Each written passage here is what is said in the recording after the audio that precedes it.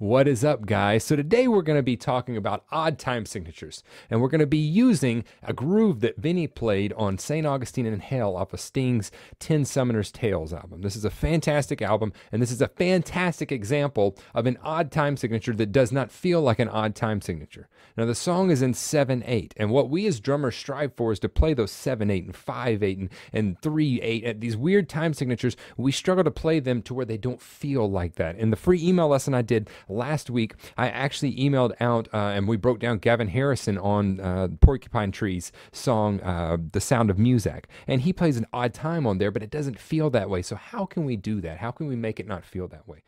I found the easiest way to do this is to make a repetitive ostinato, specifically one that has an accent that repeats and kind of flips around on that second bar. And this is what Vinnie does in here. He's got that repetitive ostinato that never changes, so it always feels like that's the downbeat, where really, when you go to the second bar of 7/8, that accent goes to the upbeat, okay? So to practice this, we're actually just going to play eighth notes here on the hi-hat, and we're going to accent every other one. So 1, 2, 3, 4, 5, 6, 7. 1, 2, 3, 4, 5, 6, 7. 1, 2, 3, 4, 5, 6, 7. 1, 2, 3, 4, 5, 6, 7. We're going to start there. Now, he does this on the right, so I'm going to do on the hi-hat just for right. Now, the snare drum in this song hits on 3, and it also hits on 7. It's a 2-bar loop, and in both bars, it hits on the same beat, okay? So let's practice doing that.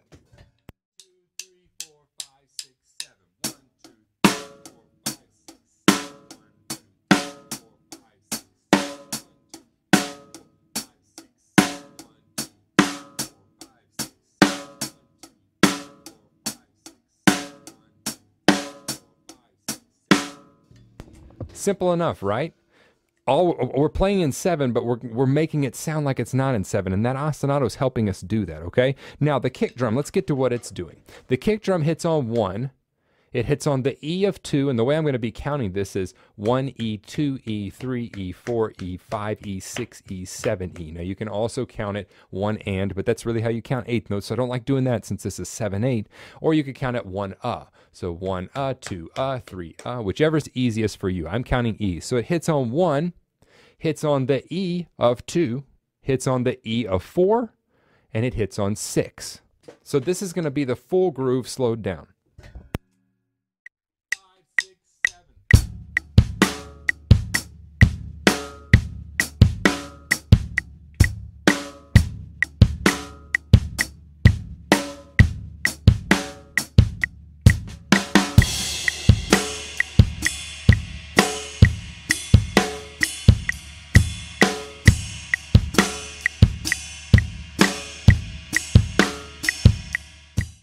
Now that's slowed down, right? But we're getting the feel of how this doesn't quite feel like an odd time signature because of his accent pattern. Now what he's doing on the hi-hat, he's not doing an eighth note rhythm. He's doing an eighth note with 2 16th notes. So 1E, 2E, 3E, 4E, 1E, 2E, just like that. Or 1E, 2E, 3E, 4E, 5E, 6E, 7E, 1E, 2E, 3E, 4E, 5E, 6E, 7E, and then we're back there. All right, this is what the groove will sound like with that in there.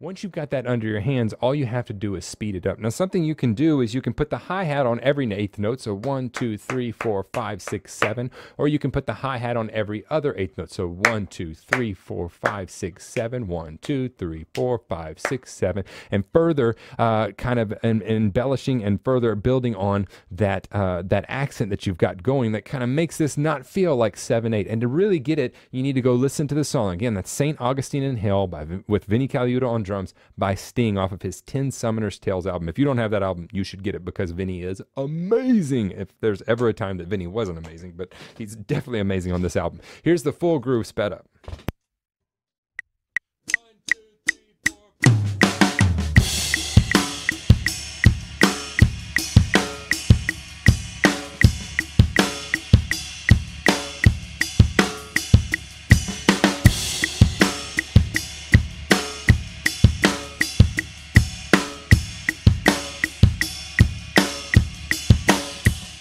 Making an odd time signature not feel odd is that easy. All we need to do is put in place some things for the listener to latch onto, like accent patterns or a repetitive snare pattern, something that the listener can latch onto. He does the same groove in both measures, but the accent pattern actually doesn't change, but because we shorted an eighth note and it's not in 4/4, it's in 7/8, because we shorted that eighth note that the ear is used to hearing, it turns that pattern around. Hopefully this has helped. If you get a chance, check out the 7-day free subscription that I'm doing to the live lessons, so you can get in there, check it out, see if you like it. I've had a lot of people take advantage of that. We have a ton of fun in there. And then this past week, we picked apart the second part of What is Hip, and I just put that in the vault. And that was such a fun lesson for me to get to pick apart. So hopefully this has helped. I'll see you soon.